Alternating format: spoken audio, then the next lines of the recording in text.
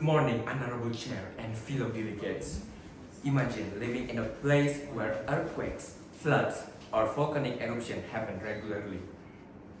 The easy answer might sound like, just move the people somewhere else. But reality is not that simple.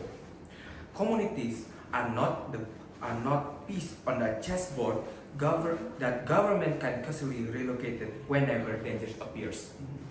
Homes, culture, jobs, identity, and social bonds are deeply attached to land.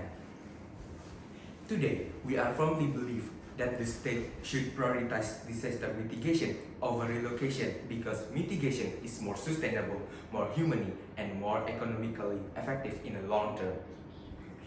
Before moving in our arguments, let us define the motion. In areas prone to disasters, this House believes that states should prioritize disaster mitigation over relocation. Disaster-prone areas are regions that frequently face natural disasters such as floods, earthquakes, landslides, tsunami, or volcanic eruption.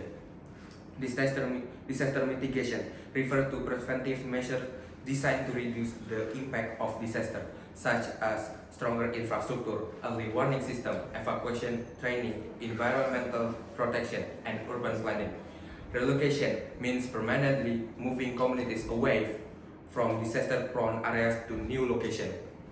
Prioritize means the government should place greater focus, funding, and policy attention on mitigation first, while relocation remains as last resort only in extreme situations. Our stance is simple. States should first invest in making communities safer and more resilient rather than immediately displacing people from their homes. First argument, mitigation protects both life and community stability. Disaster mitigation allows people to remain safe without destroying the social and economic system they depend on. Relocation may sound effective on paper, but in practice, it often creates new problems. When communities are moved, people lose access to their workplace, school, cultural environment, and social networks. Many relocated communities struggle economically because their new location does not match their original way of life. For example, fishermen moved inland lost access to the sea. Farmers relocated into urban environment lose productive land. Communities that once relied on local cooperation become fragmented. Mitigation avoids this disruption by building flood barriers, improving drainage system, strengthening buildings, and implementing evacuation system. Government can reduce disaster risk while preserving community identity and economic stability.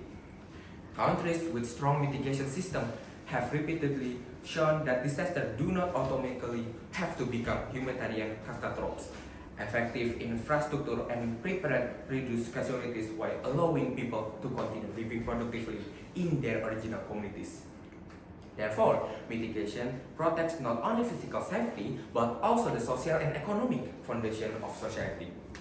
Second, mitigation is more sustainable and cost-effective in the long term.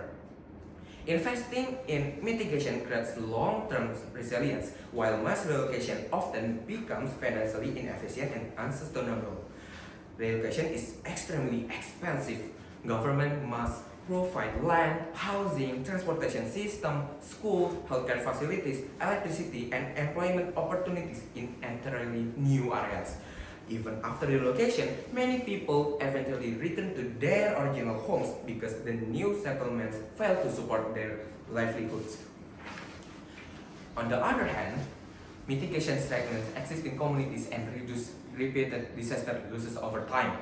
Preventive investment saves money because every disaster avoided means fewer emergency responses, rebuilding costs, and economic disruption.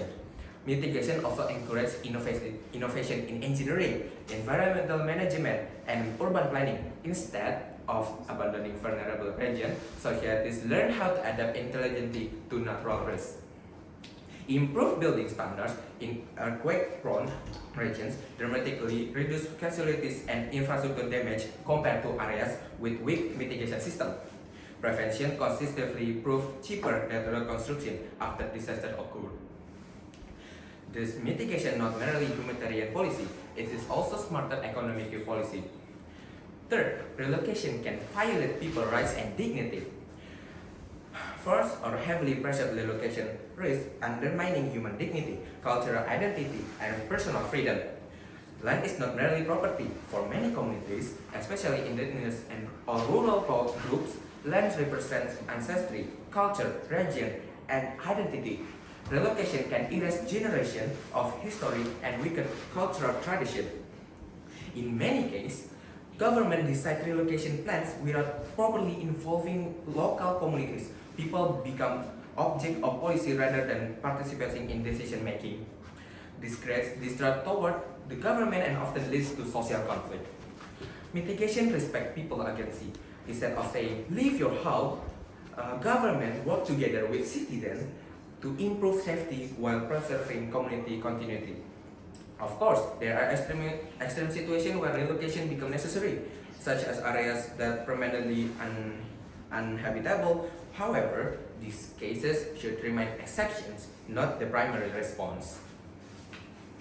Communities that are repeatedly relocated often experience poverty and unemployment and psychological stress because adaptation to entirely new environment is extremely difficult. Therefore, prioritizing mitigation better protects human rights and respects the dignity of affected population. Ladies and gentlemen, disasters are unavoidable, but human suffering from disaster can be reduced through smart planning, resilient infrastructure, and prepared communities. Relocated should only be used as a final measure when no other option exists. Making it the primary solution is socially destructive, economically costly, and often inhumane. Mitigation allows societies to protect life while preserving identity, livelihoods, and stability. It transforms vulnerable communities into resilient ones instead of abandoning them. For this reason, this House firmly believes that states should prioritize disaster mitigation over relocation. That's all from us. Thank you.